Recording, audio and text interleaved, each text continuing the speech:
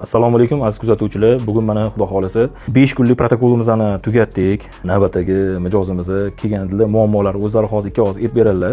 Xo'p, nima bilan keluvdingiz? Основной bo'yinda diskomfort, shu orqa yelkalarimda. Trapesiya, ромбовидный мышцада. Xo'p, keyin. Diskomfort bor. Xo'p. Tez ko'p og'riq ushlab qovuradi. Shu bo'yicha kerakmi? Xudo xolasa mana 5 kundan keyin yengil mышцаlar hammasini yaxshi his qilmoqchimiz. Xo'p, nimalarga borgansiz? Nima kimlarga uchragan? Nimalar bo'lgan o'zi? Prosta qanaqadir davolanishni qilganmisiz mangacha? Qilganman. Bir ikki marta manual terapiyaga borganman. Bo'yin og'rig'i bo'yicha foydasi bo'lmagan.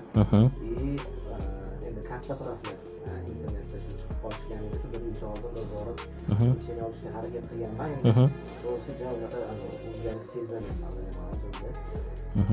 Hozir zo'r. Xo'p, protseduradan tashqari nimalar yana olib ketyapsiz o'zingiz bilan birga? Shu ilm shunaqa ishlaydi. Missiyada qaysi javob beradi.